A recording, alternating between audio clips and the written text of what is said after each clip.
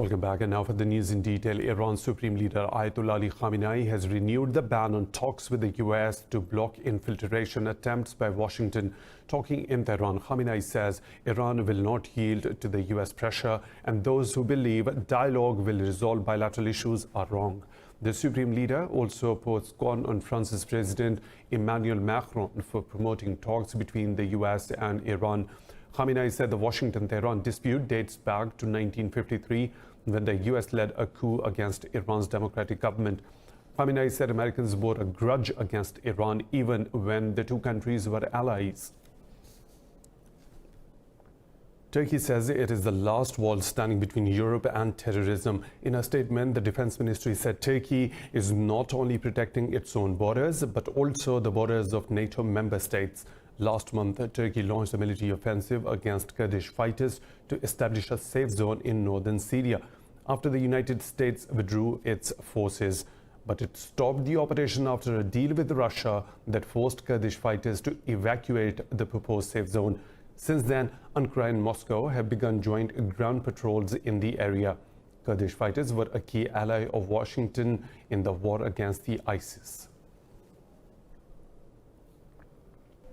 In Afghanistan, at least 10 security personnel have been killed in clashes with the Taliban in the northeastern Badakhshan province. Taliban spokesman Zabihullah Mujahid says 15 others have been wounded. Government officials say heavy fighting is still ongoing after the Taliban attacked the Nusai district early yesterday. They say the district may fall into the Taliban's hands if reinforcements are not sent by the Kabul administration. Pakistan has rejected new political maps of New Delhi showing occupied Jammu and Kashmir as part of India. The map issued by Prime Minister Narendra Modi's government also shows Gilgit-Baltistan and Azad Kashmir as part of the country. Pakistan's Foreign Office said these maps are incorrect, legally untenable, and in complete violation of the UN Security Council resolutions. In a statement, it reiterated no step by India can change the UN-recognized disputed status of Jammu and Kashmir. It added Pakistan will continue to support Kashmiris' right to self-determination. Extending its clampdown in occupied Kashmir, India has placed 450 prominent Kashmiris on its no-fly list. Indian media reports that the exclusion list includes politicians, journalists, lawyers and rights activists from the occupied valley. It said Indian authorities have been surveilling the personal activities of these Kashmiri influencers since the annexation of the valley on 5th of August. It said Indian authorities have not informed any of these people about the duration of the ban on their overseas travel. Reacting to the ban, Kashmiri politician Uzair Ronga says India wants no one to raise their voice for Kashmir on any foreign platform.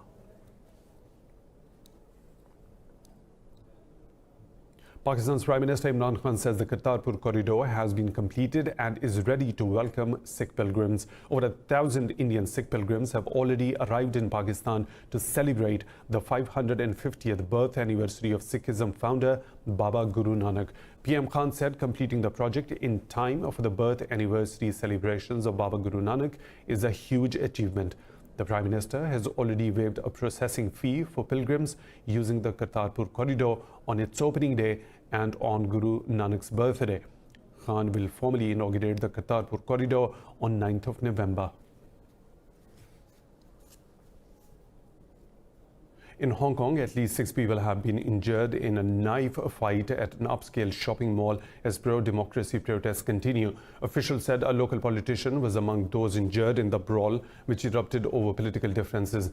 Earlier, police arrested over 200 people during one of the worst outbreaks of violence in recent weeks. Radical protesters vandalized an office of China's official news agency, Xinhua, and set fire to subway stations. Hong Kong has been rocked by protests since June, when the government introduced a controversial extradition bill. Though the bill has been withdrawn, anger is still simmering among the locals.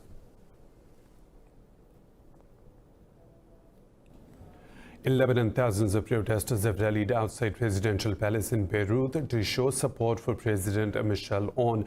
It was the biggest counter-protest to massive wave of demonstrations that have gripped Lebanon since 17th of October. Protesters are calling for a technocratic government to lead the country. Last month, Prime Minister Saad al-Hariri resigned to pacify the protesters, but anti-government demonstrators said they would continue their protests until the entire government resigns. Earlier, the president said he will resolve some complications before starting formal consultations with lawmakers to pick a new prime minister.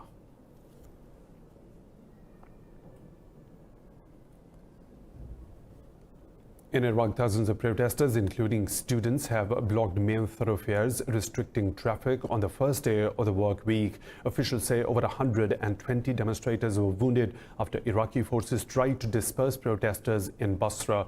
In a statement, Iraq's Independent High Commission for Human Rights said the protesters were suffocated by tear gas and wounded by canisters. It said authorities also fired live bullets in the air. Meanwhile, protesters have shut down streets, schools and government offices. The engineering, doctors and lawyers syndicates have all backed the protests. They are seeking an end to government corruption and unemployment. Over 200 people have died since the anti-government protests began last month. In Chile, hundreds of women have marched silently through the streets of capital Santiago as part of ongoing anti-government demonstrations. The protesters have demanded justice for 18 people killed during the unrest that gripped the country for 2 weeks. Dressed in black, the protesters walked silently down the capital's street. The March of Silence has kicked off another day of protest against inequality across the country. 7,000 people were arrested during the unrest in Chile, while businesses suffering losses of over $1 billion. First Minister of Scotland Nicola Sturgeon says independence is within touching distance. The Scottish National Party leader made these comments during a rally in Glasgow. Scotland would need the British government's permission to hold another independence referendum legally. The SNP wants to transfer powers to Scotland's devolved parliament, where Sturgeon sits. The First Minister urged voters to use the upcoming 12th December election to send a message to Westminster. Here for one simple purpose, and that purpose is to demand the right to choose a better future for our country. Britain's Brexit party leader Nigel Farage said he will not run in the next month's parliamentary elections. Instead, he will campaign against the EU divorce deal. In an interview, Farage said he took the decision to serve the Brexit cause in a better way. Farage set up the Brexit party this year and swiftly won the most votes in Britain and the European elections in May. More stories to follow, but right after a short break. Stay tuned with Indus.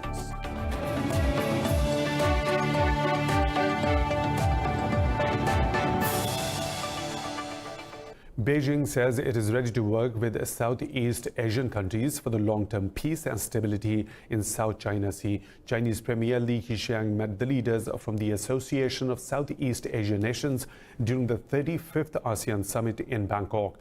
Li said progress on a long-awaited South China Sea Code of Conduct is due for completion within 3 years.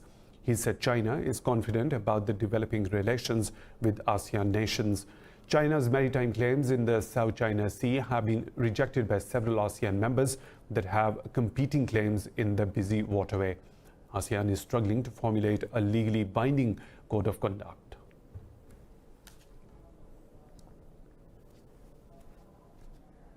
For more on this, we are joined by Assistant Professor Piti Sranganam, ASEAN analyst from Bangkok. Thanks for your time. Mr. Sranganam, China's Premier Li Keqiang has said there has been progress in talks with ASEAN on a code of conduct for the South China Sea. Considering the increasing frequency of the U.S. freedom of navigation voyages in the South China Sea, how will the code of conduct help to reduce regional tensions? I think the intentions of ASEAN to push forward the code of conduct is because we designed the code of conduct to be concordances with the UNCLOS, United Nations Conference on the Law of the Sea 1982. And of course, for the past couple of years, there's a lot of struggle to sign and implement this COC. But lately, as you see, when Thailand chaired the ASEAN Summit and ASEAN-China Summit, we see a lot of good signal. For example, from the very start point of this year, we see the strategic conversations between Thailand and China, and they seem to be very happy with this recent development in the COC. And lastly, we saw the news article released by Chinese Embassy in Thailand, and this article wrote by Li Keqiang, Premier Li Keqiang, and distributed to some of the Thai newspaper in Thailand. And this article said this COC will be concluded by the year 2021. And we see another good sign from ASEAN Summit meeting, right? Because right now we have a COC without any binding in order to protect the environmental issues in South China Sea.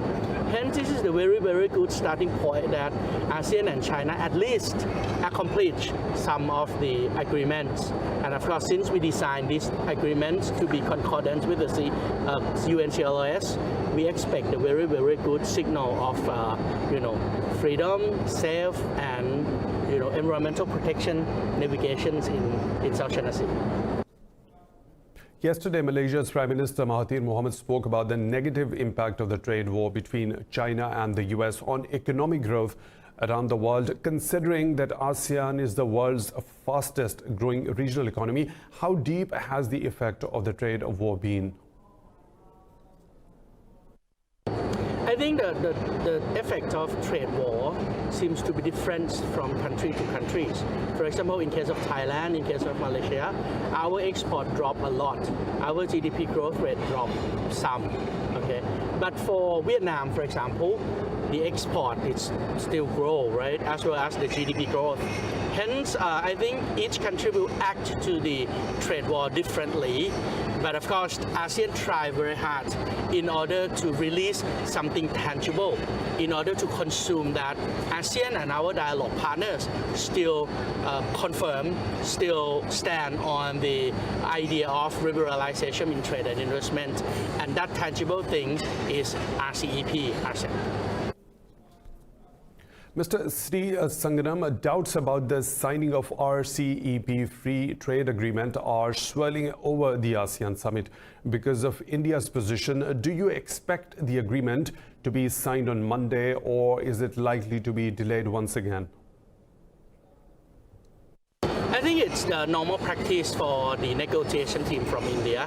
On the very last stage, they always ask for more, just a little bit, because asking is better than just, keep mouth shut, right? Because asking, if you get it, you get it. If you don't get it, okay, you go to square one. Hence, that's the nature of Indian negotiation teams. And I think all other countries' negotiation team already understand this nature, right? Hence, we expect a very good sign from the RCEP, because this year, as the chairman of ASEAN, we change a lot of things. The negotiation team meet once a month, right? And we set the time frame, what we have to conclude each month. And we increase the number of ministerial meetings from 1 or twice a year to 4 times a year, right? We expect a very good signal. And of course, this Monday, we can see some of the conclusions. Even it's not 100% complete, but at least we still see a lot of progress, especially the significant progress. Hence, celebrate 80% complete or 90% complete or even 100% complete is always the good news. Mr. Sri Sanganam, thanks for talking to Indus News. The UN has asked Myanmar to ensure safe return of Rohingya Muslims driven out by army operations. Speaking at the ASEAN summit in Bangkok, UN Chief Antonio Guterres expressed deep concern at the plight of Rohingyas. Guterres urged Myanmar's de facto head Aung San Suu Kyi to stop the 2-year-long crackdown on the Muslim minority. He said Myanmar is responsible to create a conducive environment for the safe, dignified and sustainable repatriation of refugees. I remain deeply concerned about the situation in Myanmar, including Rakhine State, and the plight of the massive number of refugees in Cox's Bazar still living increasingly in difficult conditions. It remains, of course, Myanmar's responsibility to address the root causes and ensure a conducive environment for the safe, voluntary, dignified and sustainable repatriation of refugees in accordance with international norms and standards. So, Saudi oil giant Aramco has announced the company's IPO will go ahead. The kingdom agreed to stock valuation of nearly $1.5 trillion to ensure the IPO is a success. The IPO offering is key to Prince Mohammed bin Salman's Vision 2030 plan. It is a bid to overhaul the Saudi economy and end the kingdom's reliance on oil exports. During a press conference, Aramco's CEO Amin Nasser said this is a huge step for the company. El Salvador has expelled the diplomatic corps of Venezuela's President Nicolas Maduro. In a tweet, President Nayib Bukele said El Salvador will support Juan Guaido in Venezuela until free and constitutional elections are held. Bukele has given Maduro's officials 2 days to leave, while inviting Guaido to send his envoys. Citing UN Human Rights Commission reports, Bukele also accused Maduro of systematically violating citizens' rights. The U.S. ambassador to El Salvador, Ronald Johnson, has welcomed the development. He said El Salvador and 50 other nations are supporting the Venezuelan people in this crisis. Guaido deemed Maduro's presidency illegitimate in January this year, accusing him of electoral fraud.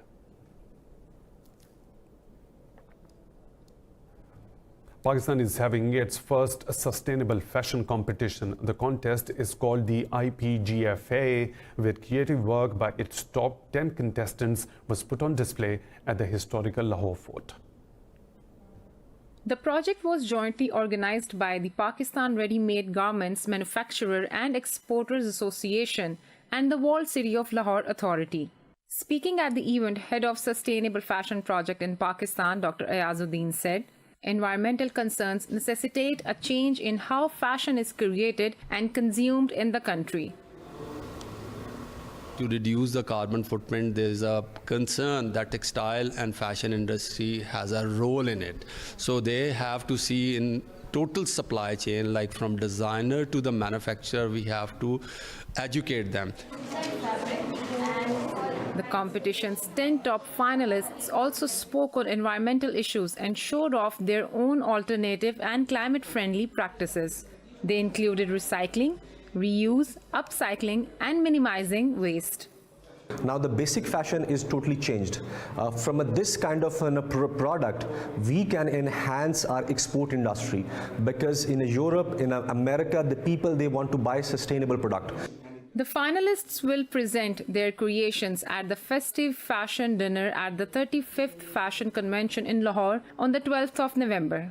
Well, so trends begin to become long-term sustainable. So you have to have a trend, you have to have fashion, you have to have interest, you have to have a product that is recyclable, and you have to move it into the marketplace. I think anything that we could do to help the globe and being eco-friendly, I think it's a wonderful thing, and I think it's the way to the future. The Global Fashion Awards competition is aimed at educating young fashion designers about sustainable design techniques and theories. Apart from this, it has also provided a platform in the spotlight for these aspiring designers.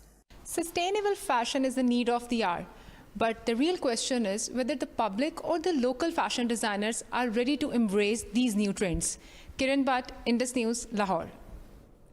In Pakistan, the premier technology and entrepreneurship conference has started in Karachi. The two-day conference aims to stir conversations that strengthen the Pakistani startup community. More in this report. This is the third edition of the conference, which aims to teach the youth about entrepreneurial skills. Over 1,000 entrepreneurs, investors, and professionals are attending the event. Notable national and global companies are also participating in the conference. The reason we are holding this conference, it's an entrepreneurship conference. It's for startups, it's for investors, it's also for professionals who want to come and meet with startups and investors. It's a great way for minds to come together and explore some of the technologies and strategies that startups and other players are using to build their businesses.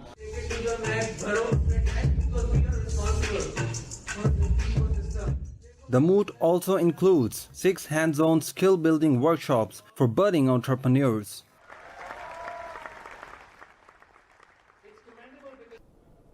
In Brazil, more chaos and strife is expected in the Amazon after one indigenous person was killed and another wounded by unidentified persons. Tensions between indigenous tribes and the Brazilian state have been running high since a right-wing President Jair Bolsonaro took office this year. Paulo Paulino of the Guajajara tribe was hunting in the Arariboia reservation when he was attacked and shot dead this Saturday. In an earlier interview, he warned protecting the Amazon forest was getting dangerous and he feared for his life. Sometimes I'm scared, but we have to lift up our heads and act. We are here fighting. Another one of his tribe members was wounded but was able to escape. Both were members of the Guardians of the Forest, a group formed in 2012 to protect the Amazon against poachers, miners and loggers. We are protecting our land and the life on it. The animals, the birds, even the awa who are here too. There is so much destruction of nature happening. Good trees with wood as hard as steel being cut down and taken away. Brazil's federal police have sent an investigation team into the forest, but the indigenous tribe don't trust the Bolsonaro's government, accusing him of wanting to destroy the Amazon. Paulo Paulino, the deceased Amazon guardian, was in his 20s and leaves behind one son. When was the last time someone wrote you a letter instead of sending an email or WhatsApp message? With everybody carrying a smartphone, the regular mail seems redundant, but the post must go on. This includes Russia, where the country's oldest postal worker, an 83-year-old woman, is still doing her job on foot. This report has the details.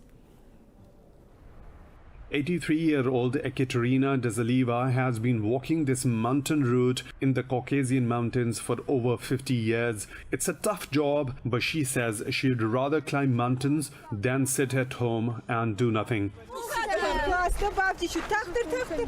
For locals, she has become a bit of a local legend.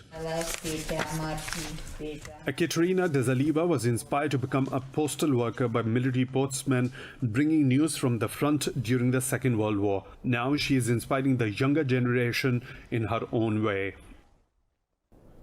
More stories to follow, but right after a short break. Stay tuned with Indus News.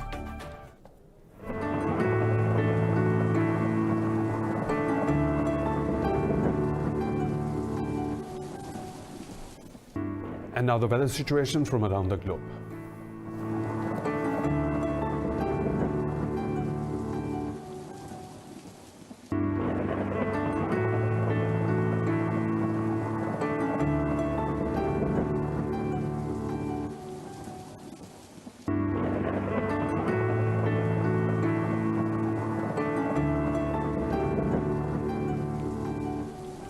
And that's all for now. For the latest updates, you can follow us on social media at Indus.News.